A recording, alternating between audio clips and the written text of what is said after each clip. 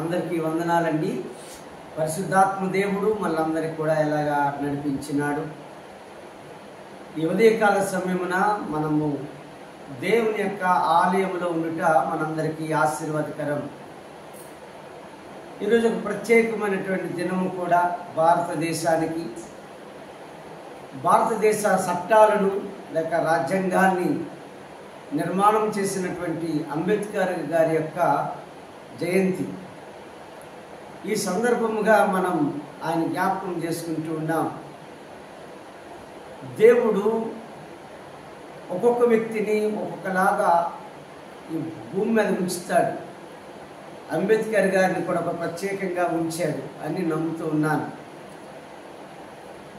ఒక మంచి మేధావిని దేవుడు మన భారతదేశానికి ఇచ్చాడు.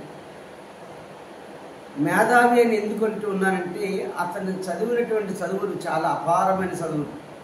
ఆ డిగ్రీలు అసలు ఆ లైన్కి రాయాలంటే చాలా కష్టం. అన్ని డిగ్రీలు చేసినాడు, పిహెచ్డీలు చేశాడు.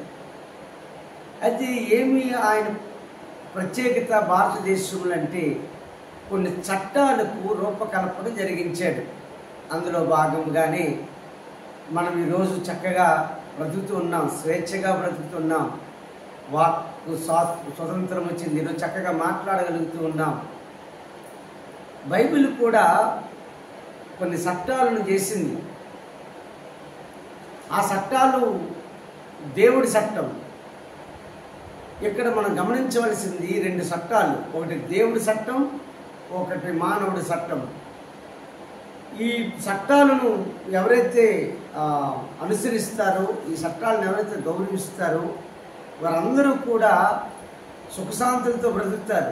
దేవుడి చట్టంగానే ఎవరైతే పాటిస్తారో వారి జీవితంలో దైవలోకానికి వారసులవుతారు, భూమి మీద కూడా మంచిగా జీవిస్తారు. భారతదేశంలో మరి అంబేద్కర్ గారు నిర్మాణం చేసిన రాజ్యాంగాన్ని ఎవరైతే పాటిస్తారో వారందరూ కూడా సుఖంగా జీవిస్తారు. బైబిల్ గ్రంథంలో ఏమంటుందంటే, ఎజ్రా గ్రంథం 7వ అధ్యాయం 6వ వచనం. బైబిల్ తెరిచి చూస్తారు, చదివి సాక్షిస్తారు. 7వ అధ్యాయం 6వ వచనం ఇక్కడ జ్ఞాపకం చేస్తూ ఉన్నాను. 7వ అధ్యాయం 6వ వచనం. ఇది ఒక అద్భుతమైన మాటలు ఇక్కడ కనబడతాయి.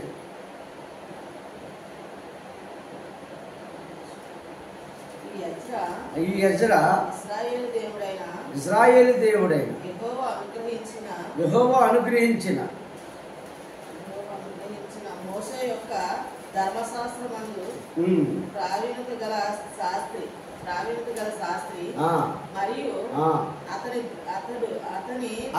దేవుడైన యెహోవా హస్తము అతనికి తోడుగా ఉన్నందున అతడు ఏ మనవి చేసినను రాజు అనుగ్రహించును. దేవునికి మహిమ కలుగును గాక. దేవుని స్తోత్రం, హల్లెలూయా. దేవునికి మహిమ కలుగును గాక. 6వ వచనాన్ని 6వ అధ్యాయం 7వ వచనాన్ని చూద్దాం.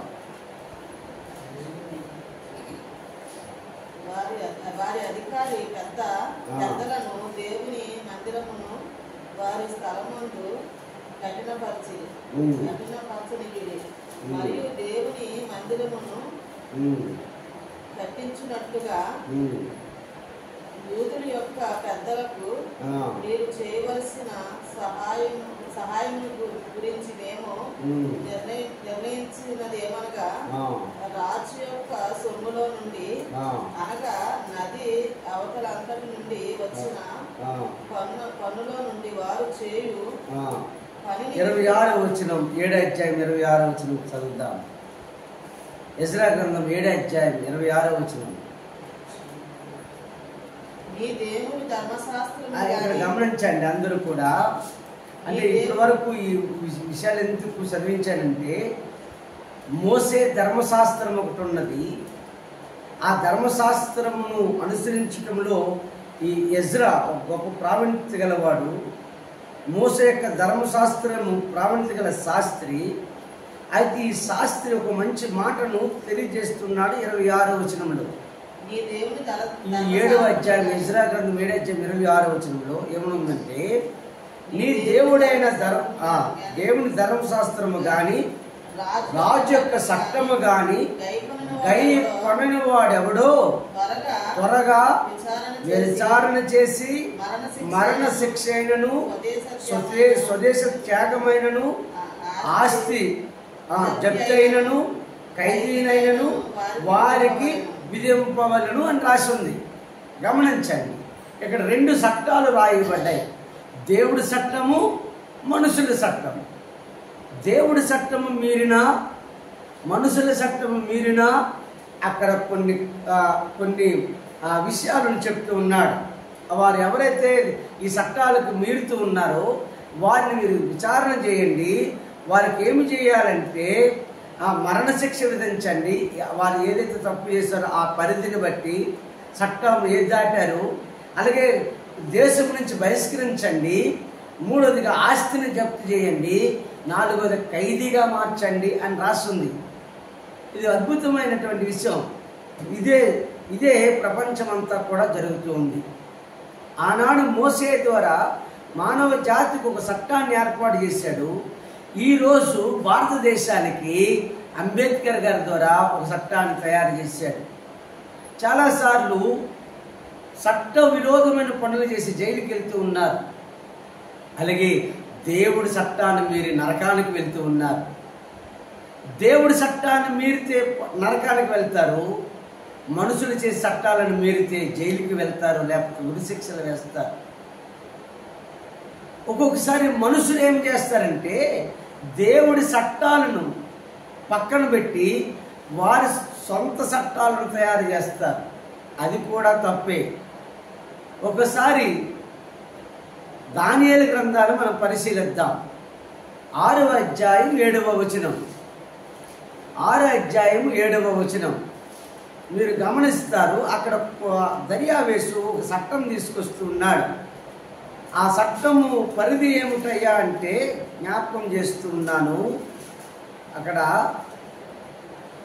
ఆయన ఆ దర్యావేసు మీద అక్కడ ఉన్నటువంటి పాలకులు, మంత్రులు ఒత్తిడి తీసుకొస్తూ ఉన్నారు. ఒత్తిడి తీసుకొచ్చి ఏమని చెప్తున్నారంటే, ఒక 30 రోజులు నిన్ను తప్ప ఏ దేవుణ్ణి ఆరాధించకూడదు, నిన్ను తప్ప ఎవరిని కూడా సేవించకూడదు అని ఒక చట్టం తీసుకొస్తున్నారు. అది తప్పే కదా. దేవుణ్ణి ఆరాధించొద్దనేటం కూడా తప్పే. అక్కడ రాసింది 6-7 వచనాల్లో, 6 అధ్యాయం 7వ వచనంలో చదువుతారు. దేవునికి మహిమ కలుగునుగాక. కాబట్టి ఆ ప్రధానులను, అధిపతులను రాజునొద్దకు సందడిగా కూడి వచ్చి అక్కడ ఇట్లనేది, రాజుకు దర్యావేసు చిరంజీవి ఇందువుగాక, రాజుకు ప్రధానులు, సేనాధిపతులు, అధిపతులు, మంత్రులు, సంస్థానాధిపతులు అందరిని కూడి రాజు ఒక ఖండితమైన చట్టము స్థిరపరిచి దానిని శాస్త్రముగా సాటించేటట్లు యోచన చేసిరి. ఎట్లనగా 30 దినములకు నీ యొద్ద తప్ప మరి ఏ దేవుని యొద్దనైనను మానవ యొద్దనైనను ఎవడును ఏ మనవియు చేయకూడదు. ఎవడైనను చేసిన ఎడ్ల వాడి సింహాల గుహలోను పడద్రోయవలను. రాజు ఈ ప్రకారము రాజశాస్త్రం ఒకటి పుట్టించి మాదీయుల యొక్కయు పారసీయుల యొక్కయు పద్ధతి ఇక్కడ మనం గమనించాలి. ఇవన్నీ చదవటానికి సమయం లేదు, కానీ మనం గమనించాలి. అంటే దేవుణ్ణి ఆరాధించకూడదు అని ఒక చట్టం తీసుకొస్తున్నారు. ఇది మహాపాపం. అయితే దానియేలు కిందకి మీరు చదివితే ఆ చట్టాన్ని ఉల్లంఘించాడు. నేను చచ్చిపోతాను తప్ప నేను దేవుణ్ణి ఆరాధిస్తాను, ఆయన ఆరాధించి తీరుతానని. నిజమే ప్రియులారా, ఈ భూమి మీద అంబేద్కర్ పెట్టినటువంటి గొప్ప చట్టాలు. అంబేద్కర్ని గౌరవించాలి, ఖచ్చితంగా గౌరవించాలి, ఆయన ప్రేమించాలి మనం. అలాగే దేవుడి చట్టాలను కూడా ప్రేమించాలి. దేవుడి చట్టాలకు మించిన చట్టం ఏదీ లేదు ప్రియులారా. దేవుడు ఆజ్ఞలు ఇచ్చాడు, ఆ ఆజ్ఞలు మనము పాటించాలి. ఎస్తేరు అని ఒక గ్రంథం ఉంది బైబిల్లో. అప్పుడట శాసనం ఒకటి బయటపడిందట. ఆ శాసనం చూసట అక్కడ ఉన్నటువంటి మనుషులందరూ కూడా ఆనందించారట. అవును, ఈరోజు అంబేద్కర్ చట్టం ద్వారా అనేక మంది ఆనందించారు. అన్ని విషయాలు చెప్పడానికి కుదరదు, కానీ నేను చెప్పాలనుకున్న ఫైనల్ మాట ఏమిటంటే, మనము రాజ్యాంగానికి లోబడే ఈ భూమి మీద భారతదేశంలో బ్రతకాలి. అలాగనే దేవుడిచ్చిన చట్టాల ప్రకారమే ఈ భూమి మీద బ్రతకాలి.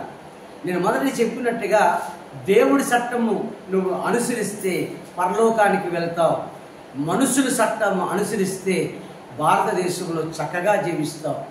ఈ రెండు విషయాలు జ్ఞాపకం చేసుకోండి. ఈ రెండు చట్టాలను ఎవరూ దాటవద్దు. చట్ట పరిధిలో బ్రతకండి.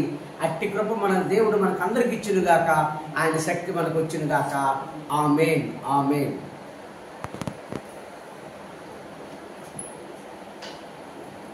అందులో లేచిన పడదాము, చిన్న పాట పాడుకుని పరిశుద్ధ దేవుని కనపరచుదా.